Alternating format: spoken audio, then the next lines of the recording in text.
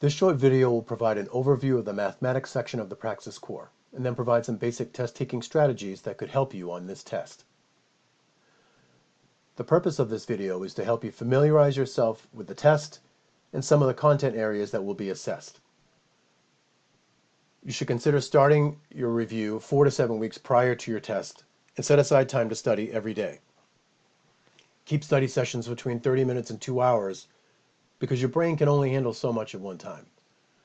Studying with others can be beneficial, so consider working on practice problems with a tutor as a good preparation strategy.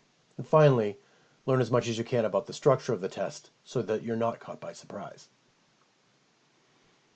One thing to keep in mind about the Praxis Math section is that in some ways it's also a reading test. ETS has to craft questions carefully to make them challenging, and the biggest challenge can be understanding what they're really asking for. So read and then reread the questions. In terms of navigation, one notable feature in the Praxis is the capability of marking a question. Whether it's a question you have answered but have doubts about, or a question that's too difficult at the moment, you can click on the Mark button at the top of the screen and then return to those questions to answer them later. The math section emphasizes concepts you learned from middle school through high school, including geometry, algebra and functions, number and quantity, and statistics and probability. There are 56 questions over 85 minutes. Most are standard multiple choice with a single answer. Some are multiple choice with multiple answers, where you have to indicate all the correct answers to get credit, and some are numerical entry questions which require you to enter a value to answer the question. In terms of content, number and quantity focus on numbers, the various ways they can be represented, place value, properties of whole numbers, operations and ratios and proportions. Algebra assesses skills in solving equations and inequalities, problem-solving skills, relationships between verbal and symbolic expressions, and graphs. Also, it includes concepts around functions, including domain and range. Geometry measures understandings of properties regarding geometric shapes, the Pythagorean theorem, transformations of shapes, similarity and congruence, area and volume, and measurement.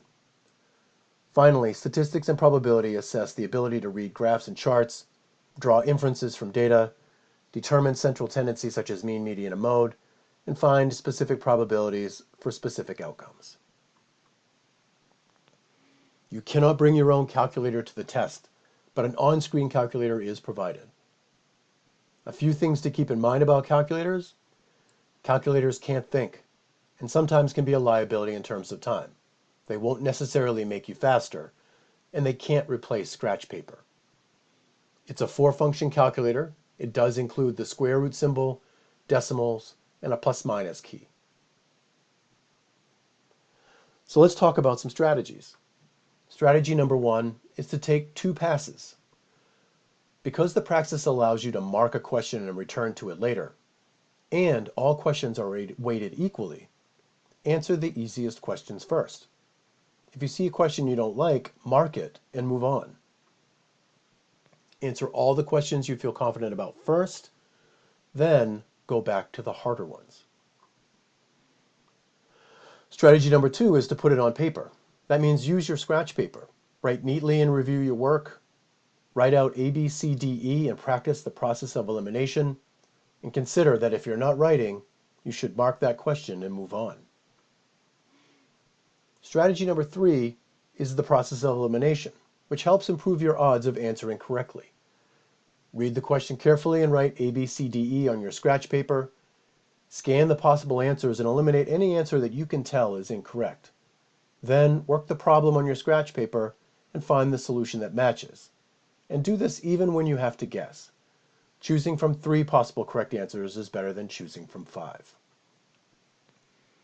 On the screen here, you're seeing some examples of using your paper and the process of elimination. If you want to pause the video to take a look at this, do so at this time. Strategy number 4 is bend, don't break. If you're stuck on a question, mark it and move on. Do 3 or 4 more questions and then come back. And if it's still too difficult, leave it, mark it, and come back later. Be aware also when you're getting frustrated. If you've spent more than 3 minutes on a problem and your hand is not moving, if you don't know what to do next and your answer is not one of the choices, or if you spend too much time on the calculator with really ugly numbers, it's time to mark it and move on. Strategy number 5, answer every question. The Praxis only scores the correct answers. If you're running out of time, it's time to start guessing. You should start guessing after you've done the process of elimination, and guessing should be a last resort, but you must or should answer every question. Visit the Google site to find websites to help you review, materials from ETS to help prepare for the test, and practice sets that include solutions. A note on the practice sets is that while there are solutions, there are no explanations. So consider meeting with a tutor to work on these problems together.